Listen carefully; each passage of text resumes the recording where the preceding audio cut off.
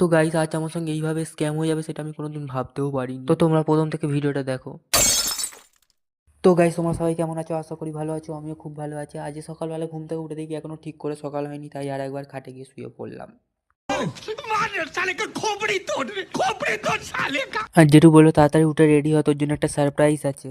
তাই আমিও ভিমবা দিয়ে দাঁতটাকে পরিষ্কার করে নিলাম, তারপর পেট পরিষ্কার করার টনিক খেয়ে নিলাম। আর সারপ্রাইজটা হলো আজ আমার বিয়ের জন্য পাত্রী দেখতে যাচ্ছে।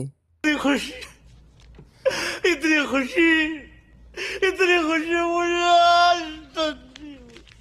আর এদিকে আমার বিয়ের প্যান্ডেল তৈরি হয়ে গেছে, আর এদিকে আমি জামা প্যান্ট পরে রেডি হয়ে গেছি। আর আমার শ্বশুর মশাই আমার জন্য প্রাইভেট ট্রেন পাঠাচ্ছে, তাই আমি স্টেশনে এসে দাঁড়িয়ে আছি। কিন্তু ট্রেনটা একদমই ভিড় ছিল না, কারণ যেহেতু আমার শ্বশুর পাঠিয়েছে ট্রেনটা প্রাইভেট ট্রেন।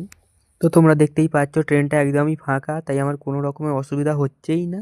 আর আমি বরযাত্রী নিয়ে যাওয়ার জন্য একটা ছোট হাতি ভাড়া করে নিয়েছি। আর তোমরা যারা যারা আমার বিয়েতে আসবে তাদেরকে কিন্তু নাগিন ড্যান্স করতে হবে, আর যারা নাগিন ড্যান্স করবে না তাদেরকে নিমন্ত্রণ করব না। আর এখানে এসে দেখি সারপ্রাইজ মানে খাট কেনার কথা বলছিল, আমি তো অন্য কিছু ভেবে ফেলেছিলাম, তোমরা কিছু মনে করো না।